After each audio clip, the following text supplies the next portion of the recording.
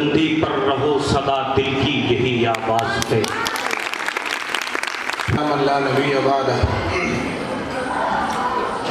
صرف میں اس وقت ایک بات عرض کروں گا، چونکہ یہ جو پروگرام چل رہا ہے خوش خطی اور ترانے کا پروگرام چل رہا ہے، تو اس میں اس وقت میں شاعری سے متعلق ایک بات عرض کروں گا۔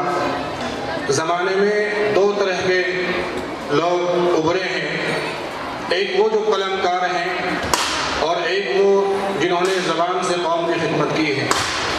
قلم کاروں نے سیرت اور مضامین لکھ کر کتابوں میں مواد جمع کیا ہے اور زمانہ اور نسلیں اس کو پڑھتی ہیں اور اس سے عبرت اور سبق حاصل کرتی ہیں۔ دوسری طرف ہر دور کے اندر ایسے شعراء ادبا موجود رہے ہیں جنہوں نے اپنی شاعری کا لوہا منوایا ہے اور اپنی شاعری سے بہت بڑی خدمات انجام دی ہیں۔ یہ دو نظریے دنیا میں قدیم ترین چلے آ رہے ہیں اور آج بھی جاری اور ساری ہیں۔ چنانچہ اللہ کے نبی علیہ السلام کے دور اقدس میں جب کفار مکہ اللہ کے نبی کی ہجو کرتے تھے اور آپ کی خامی بیان کرتے تھے، تو اللہ کے نبی کی طرف سے حضرت حسان بن ثابت رضی اللہ تعالیٰ عنہ کے متعلق آتا ہے کہ آپ ان کے لیے مسجد نبوی میں ممبر رکھواتے اور وہ ممبر پر کھڑے ہو کر اشعار پڑھتے۔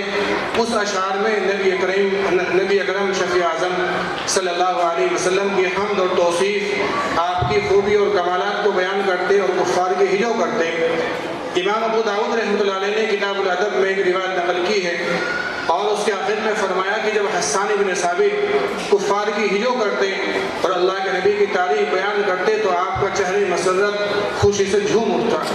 چنانچہ ہر دور میں ہر شعراء نے اللہ کے نبی کی توصیف کو، آپ کے اخلاق کو، آپ کے کمالات کو اپنے اشعار میں پرونے کی کوشش کی ہے۔ اس کے علاوہ شاعر کا ایک کمال یہ ہوتا ہے کہ وہ صفحوں کے واقعات کو جملوں میں سمو دیتا ہے، اور وہ بات کہ جس کو لکھنے کے لیے صفحات درکار ہوتے ہیں، شاعر ایک بات کے اندر اس مضمون کا احاطہ کر دیتا ہے۔ چنانچہ ملک کی جو خدمتیں ہیں، قوموں کی جو خدمتیں ہیں، جب شاعر ان کو لکھنے کے لیے بیٹھتا ہے تو ایک ایک دو دو کلیوں کے اندر وہ پورے مضامین کا احاطہ کر لیتا ہے۔ چنانچہ سرزمین ہند میں اور ہند سے باہر فارسی میں، اردو میں، عربی میں، سنسکرت میں اور دیگر زبانوں میں بڑے بڑے مفکرین اور بڑے بڑے خطباء اور شعراء پیدا ہوئے ہیں۔ آج ہماری بچیاں بحمداللہ تعالی یہاں وہ ترانے گنگنا رہی ہیں جو ملک کی خدمت کے لیے، قوم کی خدمت کے لیے، پیام انسانیت کے لیے لوگوں نے لکھے ہیں اور پوری امت کو اور ہمیں اور آپ کو پیغام دیا ہے۔ اللہ تعالی ہمیں ان پر عمل کرنے کی توفیق نصیب فرمائے، اور جنہوں نے یہ پروگرام سجایا ہے، سنوارا ہے، اللہ تعالیٰ ان کی اس خدمت کو قبول فرمائے، اور اس ادارے کو جس میں پروگرام ہے اس کو بھی خوب ترقی عطا فرمائے۔ جن والدین اساتذہ نے اس میں محنت کی ہے، اللہ تعالیٰ سب کو ترقی عطا فرمائے۔ وما علینا الا البلاغ۔